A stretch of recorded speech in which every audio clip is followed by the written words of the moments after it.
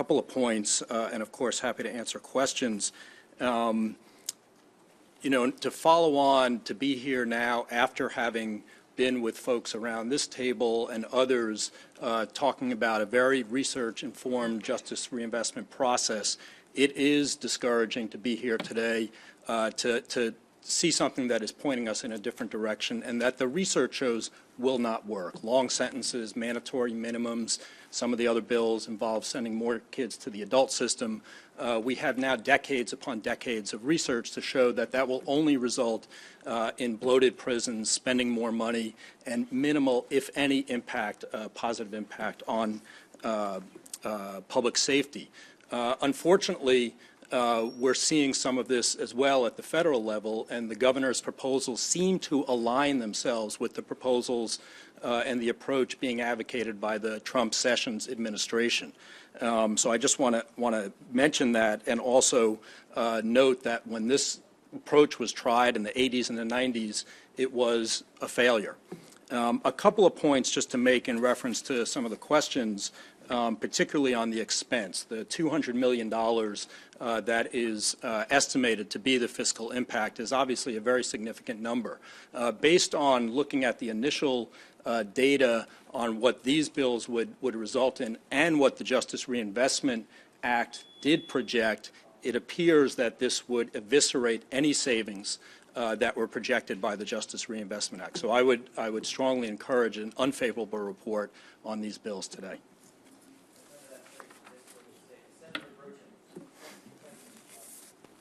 You know, it's frustrating sitting where I'm sitting, listening to all these questions and this whole way that this side has framed it into cost savings. And now you've tied it to Donald Trump, who I abhor, and Jeff Sessions. And the problem is this. First of all, I find it interesting that there's no testimony here from the mayor's office at all. So I'm kind of wondering where they're on this, and they're probably torn like I am, even though they represent Baltimore City.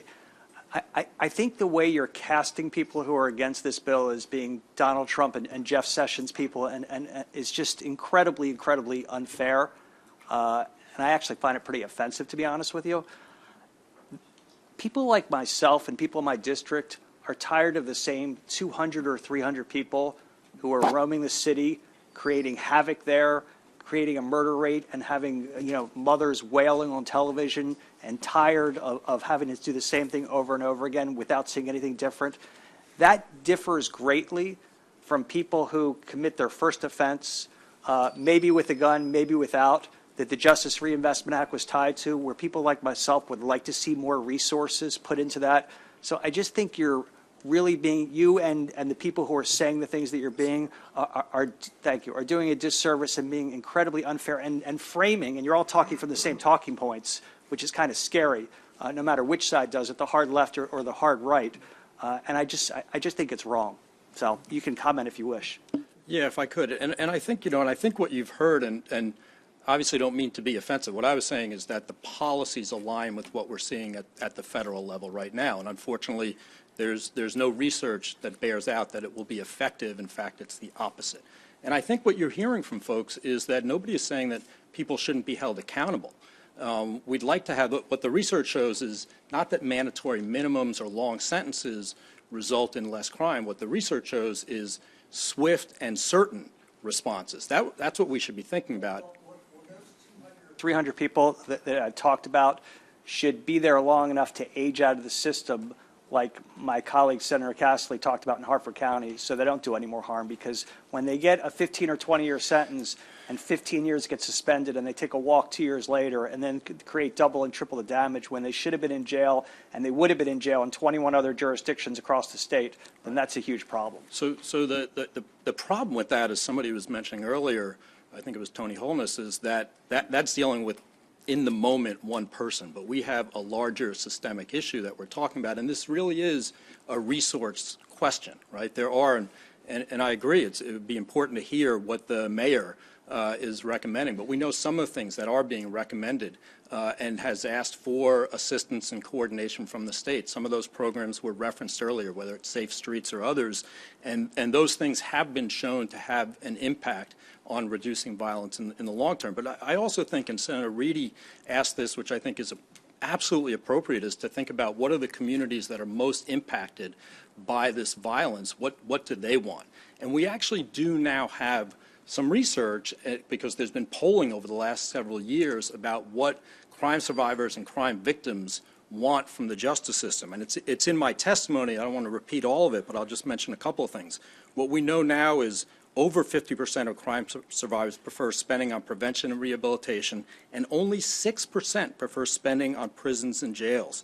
60% of crime survivors think we should be focused on rehabilitation rather than punishment, and that those data, and I can send you the information on that, are true across the political spectrum. 93% of Democrats, 84% of Republicans, and 90% of independents agree that it's more important to invest in schools and education over prisons and jails, which was a point that Senator Kelly made right when we started out. We are making resource decisions here, and so we just have to be mindful of that. And I think that was the approach that we went into justice reinvestment with. But the last thing I'll say is, you know, I would love to see the research supporting the governor's proposals, right? Because I think you should demand that research. Where are the studies that show that mandatory minimums, long prison sentences, sending kids into the adult system work to reduce crime? I haven't seen those studies, but you asked for and demanded research and data during the justice reinvestment process.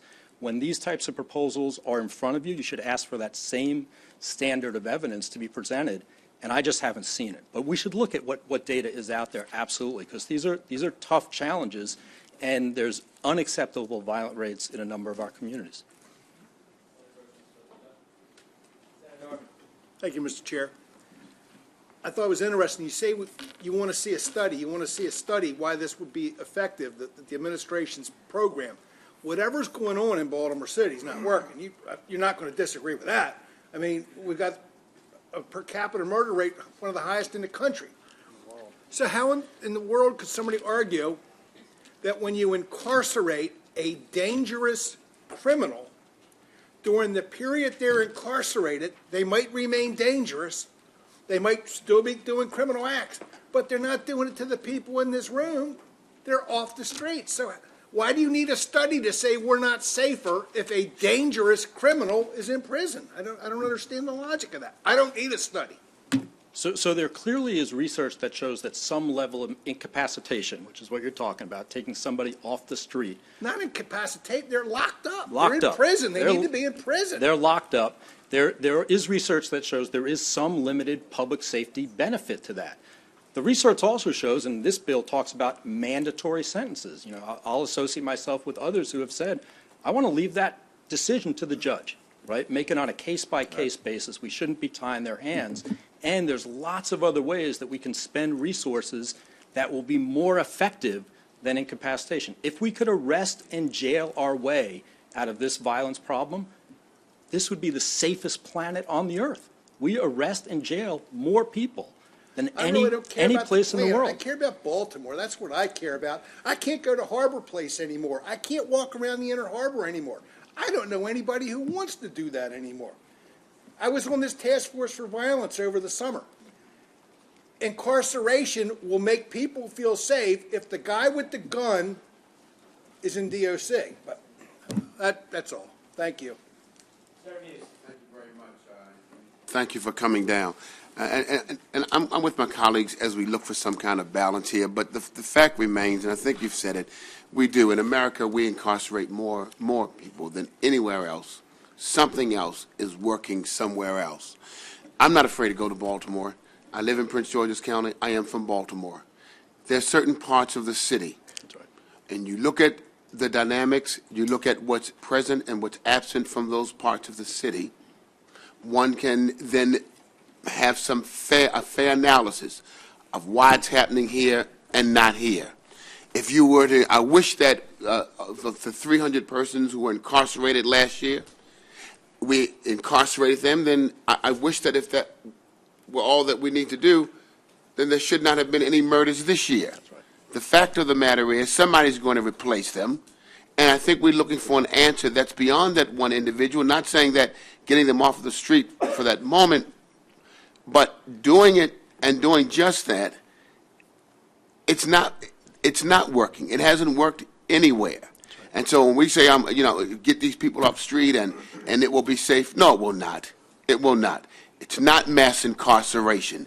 Mass incarceration is something that happens in America, has been happening forever in America for many, many, many reasons, and until we seriously look for other long-term, would you agree? That's my question. Thank you.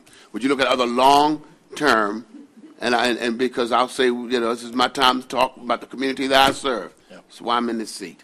So my question is, after my commentary, would it then be a combination of looking down the road and not just doing this, saying keep them off the street until they're 100 years old, let them die, and gee, we've handled crime? Absolutely, and I appreciate your question, and specifically when you're talking about, and you're absolutely right, it's particular neighborhoods and communities, right, where we send most of the people yes. by design, communities of color in Maryland, particularly African American. Yes, right? by design. And yes. so looking at Baltimore specifically, we did a report in 2015 that looked at how much was being spent by the state to incarcerate people in particular communities around the state and in Baltimore. The highest incarceration community in the city of Baltimore in 2014 that resulted in 458 people going to state prison at a cost of $17 million was Sandtown Winchester. Yep, Now, we all know about right. Sandtown Winchester. And look right? at it, yes. Right? And we released that report in February 2015. Fast forward just a couple of months to April 2015, and we know of the Freddie Gray tragedy in that same neighborhood. Why should it surprise us when we were spending $17 million on incarceration while that same community had the highest levels of substance abuse, the highest levels of abandoned housing, the highest levels of blood lead levels in the community, low rates of education, low income, right? That is a community that was set up to fail because of the way we've chosen to invest or not invest. And would you agree that one of the reasons that maybe we don't quite understand it, listen, when we talk about Sandtown, we talk about Fulton Avenue, I slept on those streets. I lived on those streets. I was homeless on those streets. I got out of that situation, thank God. But living there and understanding what made my friends operate the way they did, if you'd never lived there, if you never lived that life, you wouldn't understand it. And if you never made it out, you would think that the only way to deal with crime is to incarcerate every one of them for the rest of their lives. When you agree that we've got to look for a balance, and this may not be it. Absolutely. And I think you would probably agree, and folks over here, that it doesn't mean that nobody in that community should be incarcerated, right? That's there correct. are definitely people in the community who need to be removed from that community for safety's sake. But what we're saying is we can't only do that. And we need to make decisions about how resources are used, right? $200 million, that's projected fiscal for this bill to build a new prison. We can make different decisions about how those resources are used, and I think that's the leadership in this General Assembly can do that, and started down that road with the Justice Reinvestment Act, which I think was an excellent start. Thank you very much. Thank you for your patience, Mr. Chairman and committee. Thank you. All right. Thank you very much.